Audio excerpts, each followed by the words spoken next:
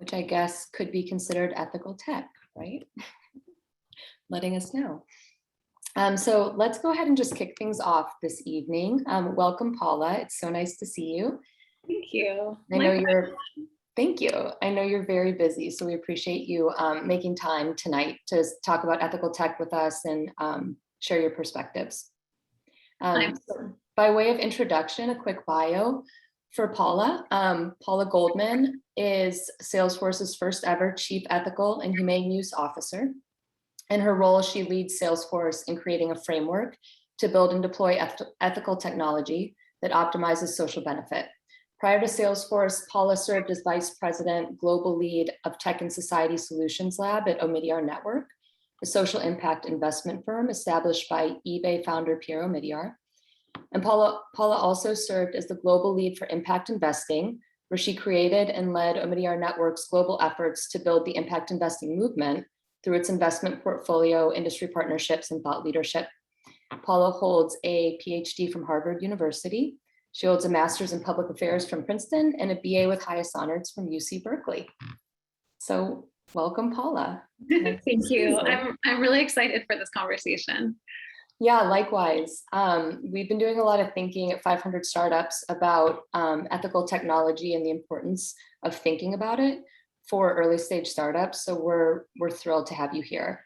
And also the importance of thinking about it for venture investors. So you've done quite a bit of investing on the impact side yourself. So yeah, we're really excited to hear your perspective. So, this is ethical tech is sort of a still emerging field of now acknowledged as a scientifically based field, scientific research. And so we're interested in digging into how Salesforce is approaching it, how you're thinking about it individually too, just from your experience, what investors and venture-backed companies what kind of guidance they can take from the work that's been done at the enterprise level on this issue from companies like Salesforce, so they can go back and start to shape an opinion and even develop a framework around ethical tech for their own businesses. So walking away from the conversation, I'd love to get everybody thinking about demonstrable ways that they could formalize ethics in product development, be able to articulate steps that they've taken along the way to make sure their products meet a certain ethical standard, and start to decide collectively on what that standard is. Yep. But starting sort of at the top, I'd love to hear how you got into this field. So I think it's fair to say that you started working on these issues before they were sort of commonly known or commonly acknowledged.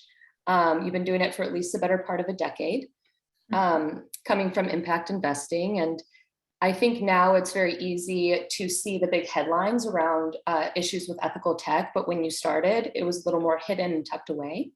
Yeah. So I'm curious, what made you convicted early on that this was a critical issue of our times?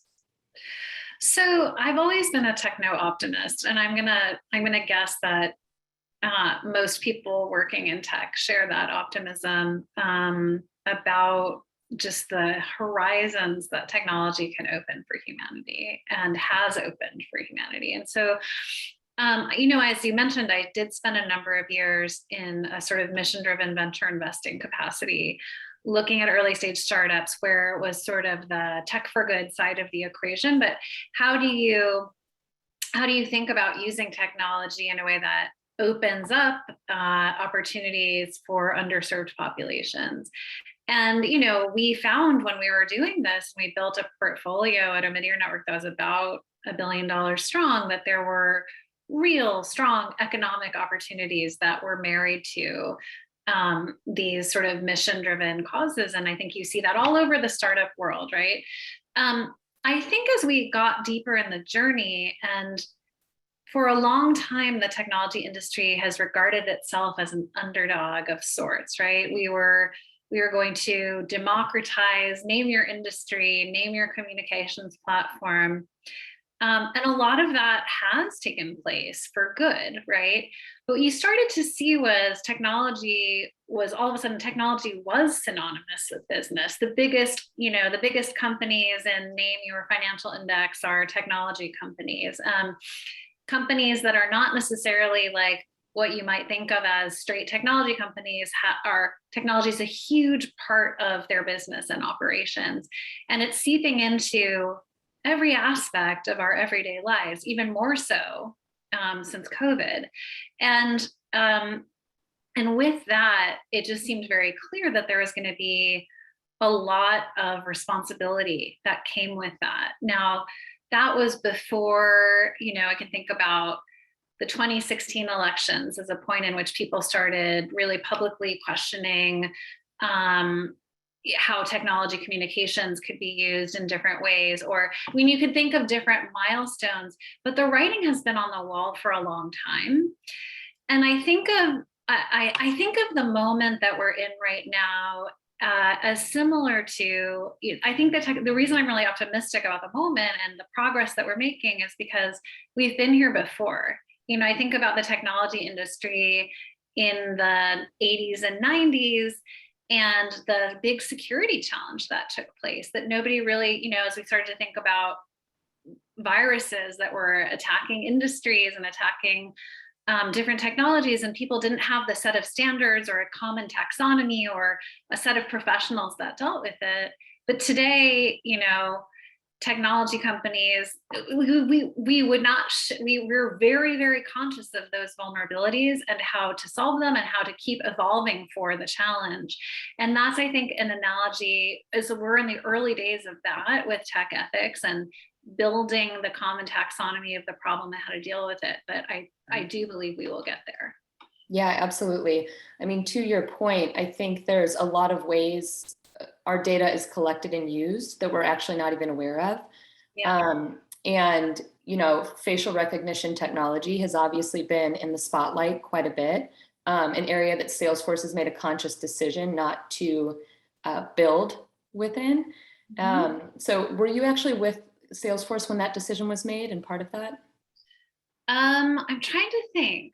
I believe that may have predated me by a little bit, but I've certainly been involved in a number of discussions around that, and it's a topic that keeps coming up, and I'm happy to talk about.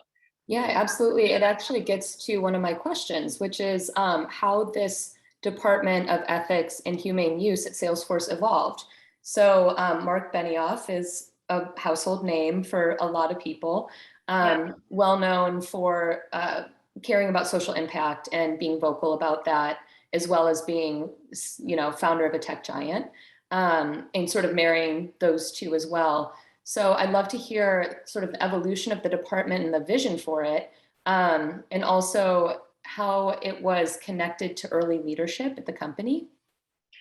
Yeah, so let's see. The Office of Ethical and Humane Use has been around, let's call it 2.5, 3 years. And it started out as policy setting. So if you think about just all the tumult that's happened both within tech and kind of more broadly in the political landscape in the last, call it 5 years, 10 years, I think there was a recognition amongst our leadership that these were very, very complicated questions to tackle as we grow.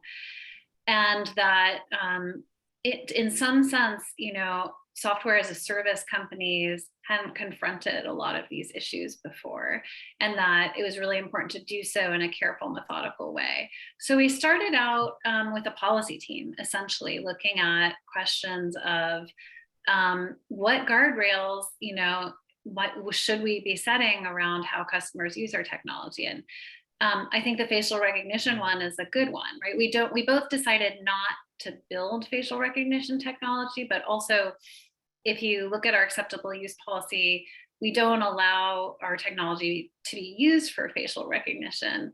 And that was based in a long discussion about where that technology is and its state of maturity, and the lack of accuracy on people with darker skin, which could lead to a lot of really very negative outcomes, especially if you think about it in the criminal justice context. And that was, the work of pioneering researchers that we looked at and kind of debated and looked at our business and said, it's not ready for prime time right now. Yeah. Or, we have a little thing in our acceptable use policy that says, for example, if you're using our artificial intelligence, our bots, you have to do so in a way that doesn't sort of deceive the end user into thinking that they're communicating with a human being. Sounds like a pretty simple thing, but it's something that's gone wrong several times in deployments of bots, right? So we started out there. And then, as I was in the role for a bit, I also realized that, a huge prize actually is the technology itself, is working with product teams on the foresight to think about what we're building, how it will be used at scale, and how we can build safeguards actually into the technology itself.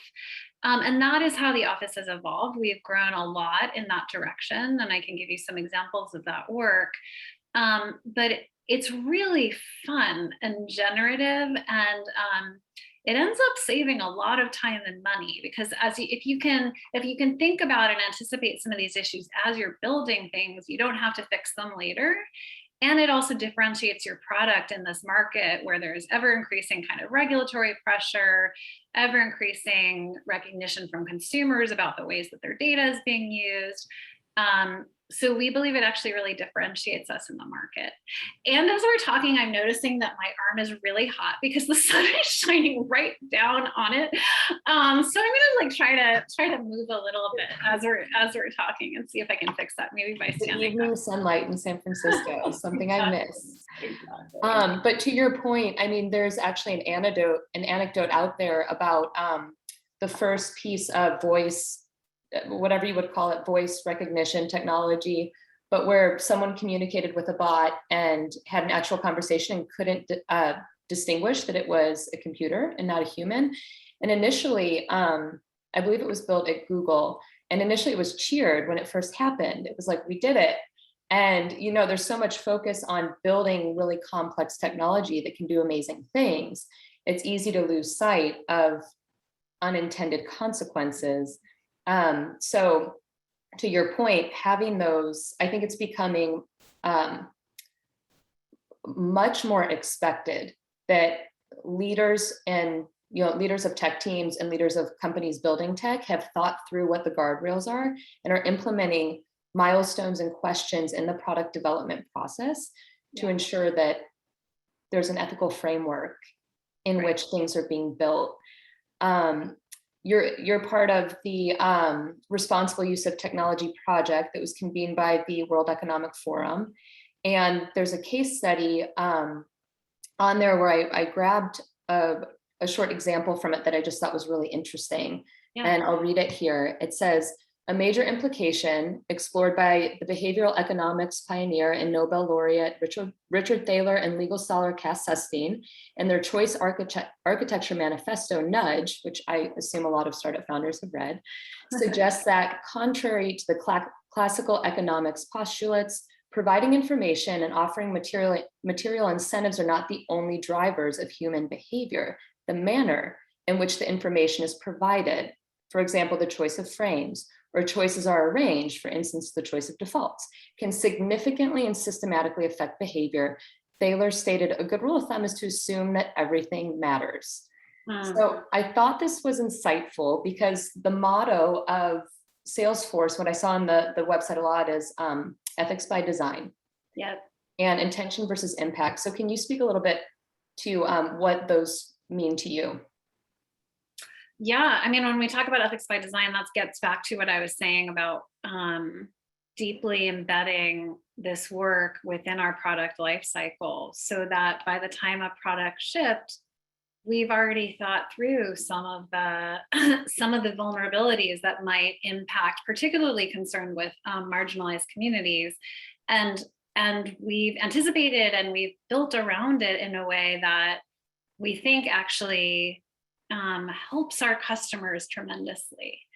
So I'll give you an example of that. When COVID hit, we Salesforce quickly mobilized around a series of products to help companies manage COVID. So there is a product called work.com, which helps companies kind of do health checks of people coming in the door and rearrange space if they need a different layout because of COVID. We also have a vaccine cloud product or a solution that helps both public health agencies and private entities roll out a vaccination program, collect the necessary information, have people sign up for appointments, stuff like that. So we went really, really deep, never having gone through a pandemic before, but trying to anticipate what are the types of issues that might come up around data privacy, vulnerable populations, and how can we anticipate that and build that into our product in a way that actually helps our customers avoid problems and builds trust. So just to give you one small detail, and these are the kinds of things that make an enormous difference. We were looking at the intake form for vaccination signups. So we ship with the default, to your point, right? Mm-hmm. And customers can customize things, and that's entirely appropriate because we do not think we're in the position to dictate every possible iteration or every circumstance that someone could find themselves in. But we're going through this sign up form and we notice, and you think you would take this for granted, name, address, and you ask yourself, okay, address is a mandatory field. What do you do if you're homeless? Does address need to be a mandatory field? Probably not, right? So it's those types of questions and thinking through from the perspective of, multiple communities that might be affected, and thinking through different scenarios around it, especially with data, that I think really helps make sure that a product is built for the long haul and that it's going to generate trust with customers. Yep. Well, data privacy seems to be the most talked about theme, at least through the work at Salesforce. There's a lot of information on the ethics page. And then through this World Economic Forum group as well, it seems like data privacy is an area that you really honed in on. I would say, yes, absolutely data privacy, but there's something even, I don't want to call it bigger, but it's a broader concept because, name your industry, data is the currency, right? So it is about protecting people's right to privacy, but there's also an implicit bargain that's going on anytime I interact with any any company online or my doctor or what have you, right? I'm giving up data, but I'm also expecting to get some value in exchange. And that sort of unwritten contracts, parts of it are very written and very legal, right? But there's also a set of expectations around it, right? And people have increasingly, consumers have a really highly tuned radar for when that trust is breached, when they may be targeted for advertising for things that don't feel relevant to them, or when they are over communicated with, or there are many, many different ways in which there's a very fine balance to strike. And we think about that. I don't know if this is the right term, but I think about it as data ethics writ large. What data are you collecting? How much data do you need to collect? And how do you manage that relationship of trust with your customer, or in our case, our customers with their customers, right? Mm-hmm. How do we set them up for success? And that is privacy. It's also about the way AI is rolled out, designed, and its representativeness. It's about data stewardship. There's a lot that goes into it. Yeah, I think this gets back to what we were just saying, a quote from that passage. It's a good rule of thumb is to assume that everything matters. Right. I was, as I've dug more, and taking a step back, I used to be a product manager. So I've been on the build side as well. Now looking at it from the lens of a venture capital firm, which is really interesting. And as I've dug more into this world and field and the work and research that's been surfaced from the ecosystem that you've helped pioneer, It's really interesting how much of it is not just here's what you implement in your process. It's not necessarily development focused. There are really tactical examples that we can talk about in just a moment that people could start implementing right away. But a lot of it is widening that aperture. And a lot of it is socializing a company, and it's culture oriented and governance oriented and leadership oriented. That's right. Yeah. If I think about, if I zoom way out and I think about what is the essence of my job, it's about culture. It's about giving people permission and, to ask these questions and have them be rewarded and see them as part of the core business, not a side note, not something else, not an additional tax, but actually something that really affects the core product that we're shipping and its success out in the world. Yeah. I'm wondering if you have thoughts on non-monetary ways to motivate people to act ethically. There's a good quote I saw out there, and it says, money is, and I don't know who to attribute it to, but it says money is very often the most expensive way to motivate people. Social norms are cheaper. They're not only cheaper, but more effective as well. Yeah, I love that. I do. How do you bake that in? I think that's largely true, right? And there's been lots of studies about, like, if you start, for example, if you start to pay volunteers, they'll stop being motivated. Yes. Because somehow you're putting a value on something that's they're valuing more highly. So there's a lot around recognition. There's a lot around I don't want to call it mimicry, but people really look at what leaders are saying and choose to embody it and look at those signals very seriously. So there's various forms of recognition that we do. For example, we have a quarterly newsletter in which we're calling out champions inside the company and calling them out to their supervisors and their supervisors' supervisors.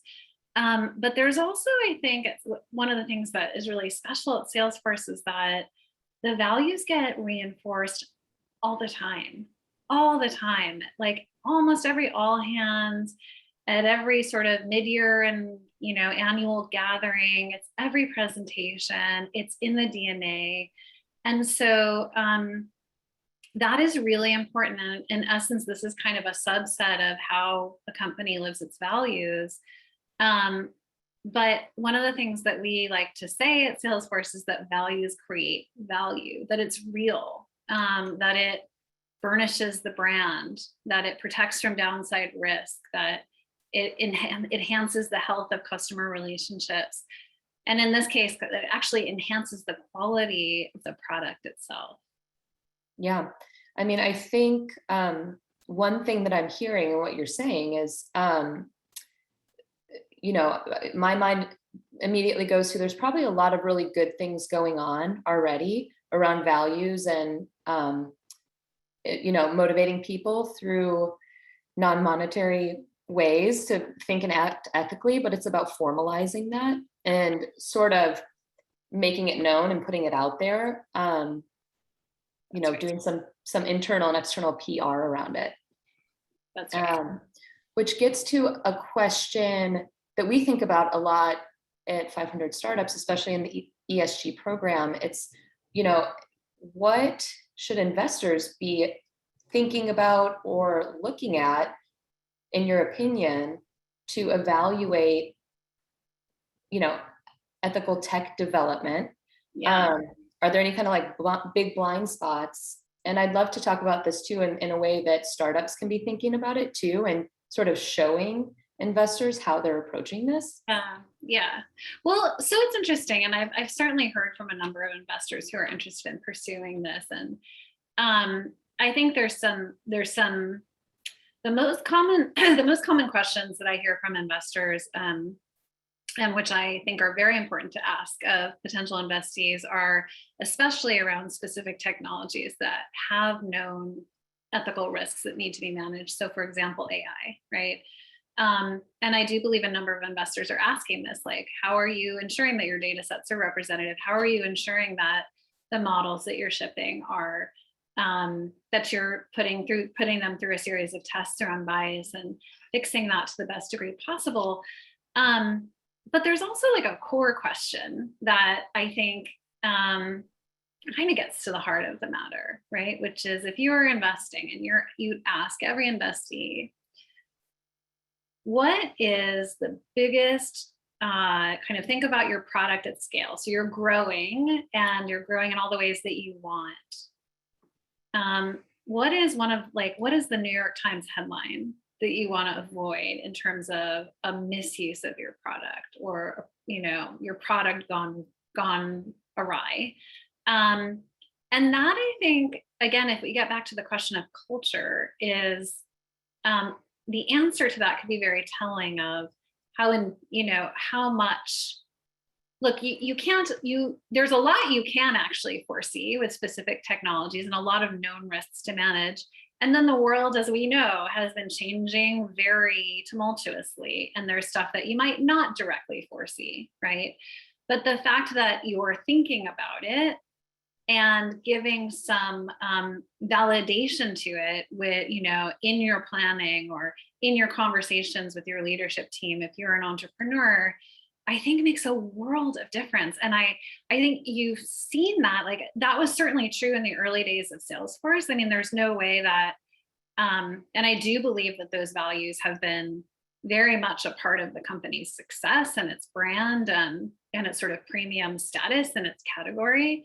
But I would have said the same thing about eBay, right? And eBay back in the day as a pioneer of online marketplaces made a lot of really early ethics decisions that they didn't have to make, but which not only kind of were the right decisions on those matters, but sort of set the ethos for the company.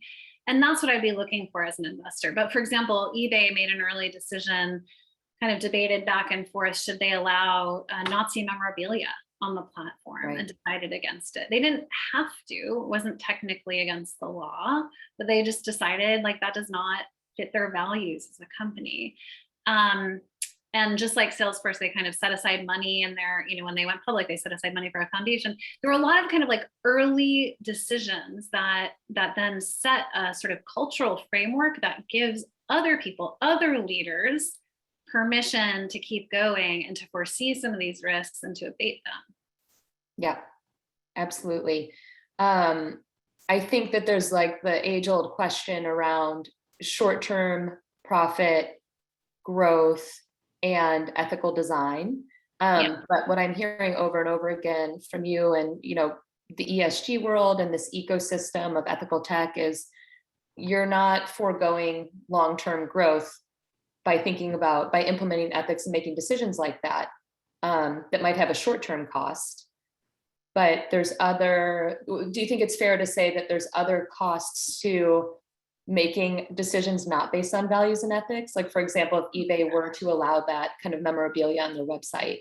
Yeah, absolutely. I mean, think about the brand hit that they would have taken. Think about the trust hit that they would have taken with their sellers. Absolutely. But I would also say that, it varies from time to time and on the business model, but it's not like, I can't comment. I wasn't at eBay at the time, but I don't assume that was an extremely expensive decision, but it was a very important one. And I think this is kind of the point I'm trying to get across, is that it's not usually about some grand, overhaul of what you're doing. It's about the small details and the nuances that, if you really get them right, set you up for a rocket ship type situation.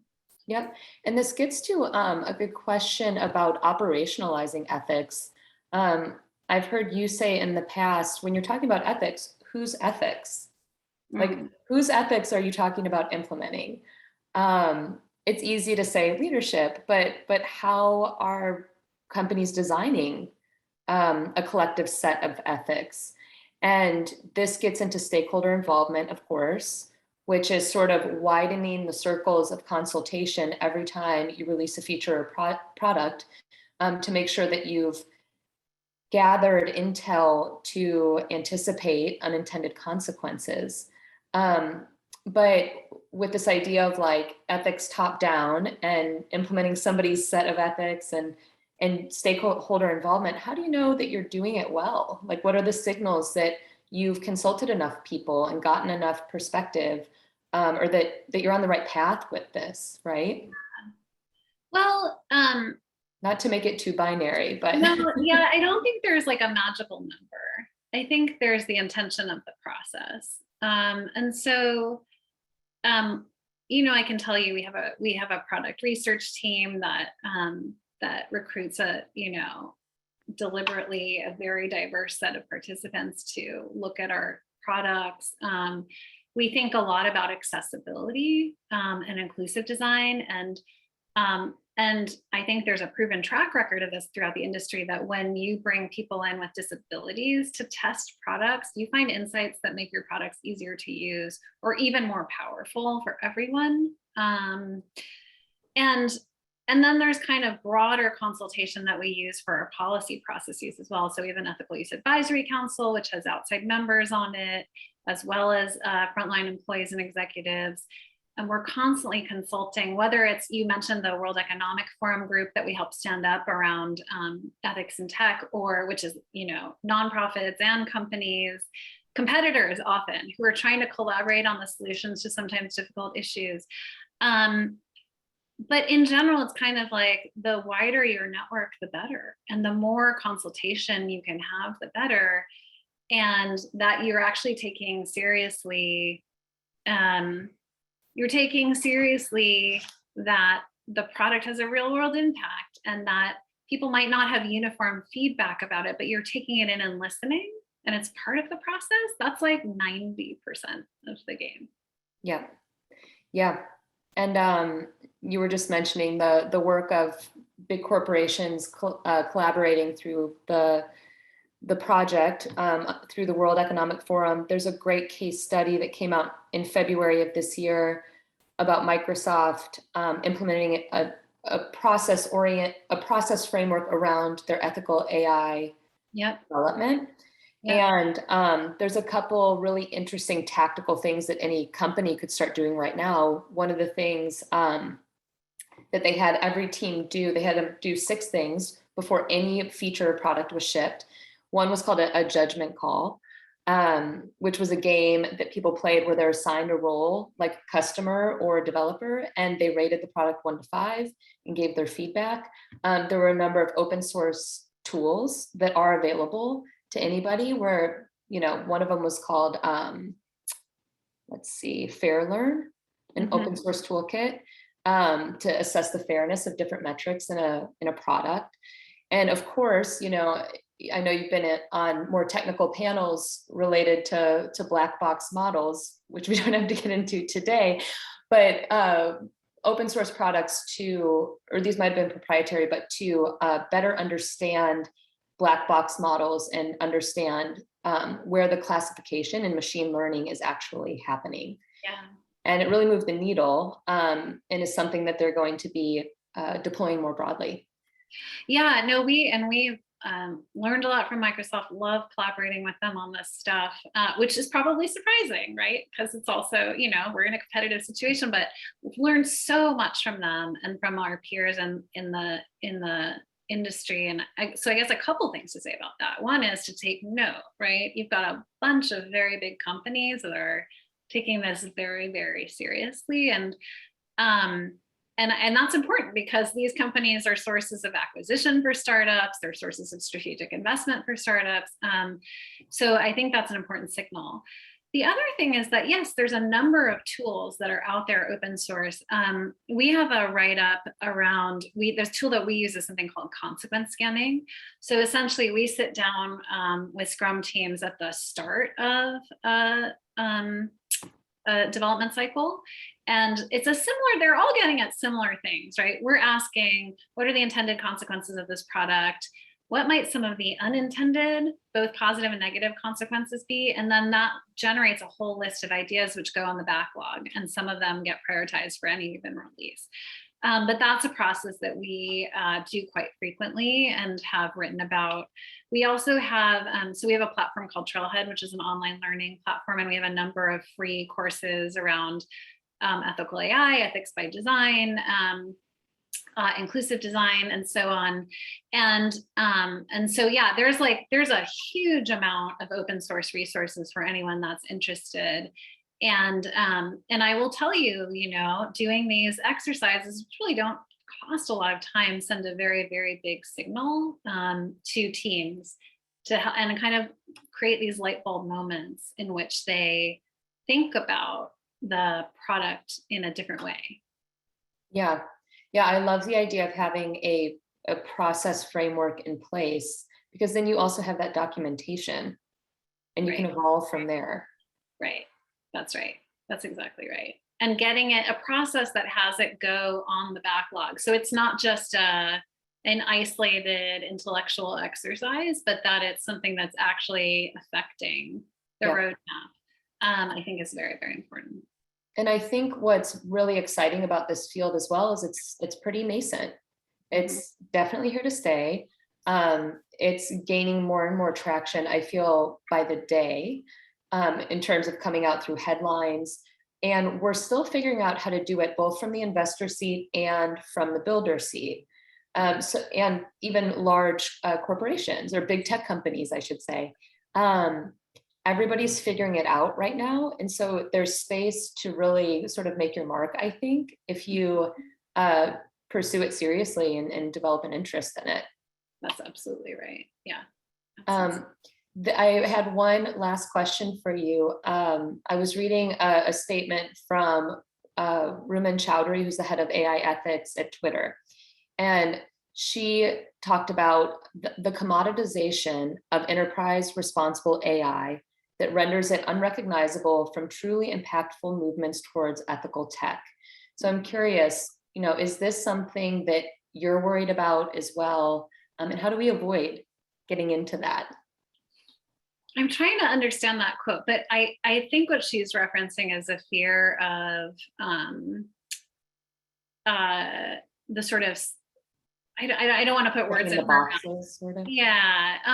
That was my interpretation as well. Yeah. So I guess I kind of have a both and perspective on this on this process. And I think we see Twitter doing great things and Ramon's doing great things in responsible AI. And they've made some really, really important choices about which products they're putting out and which products they're not, and all of that kind of stuff.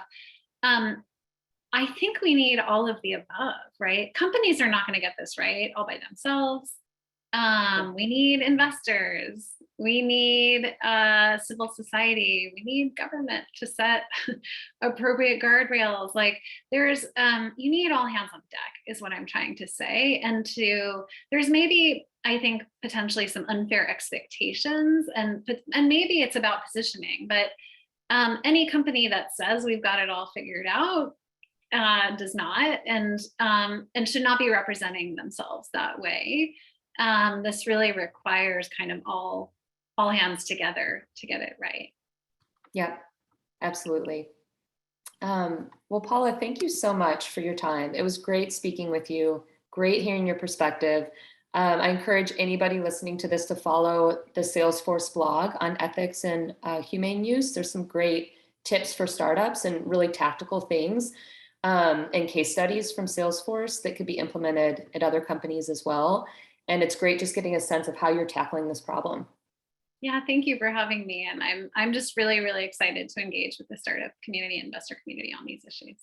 And we look forward to seeing great things out of Salesforce too. So best of luck with everything and this important work that you're working on. Thank you. Thank you, Paula. Have a nice evening. Thank you. Bye.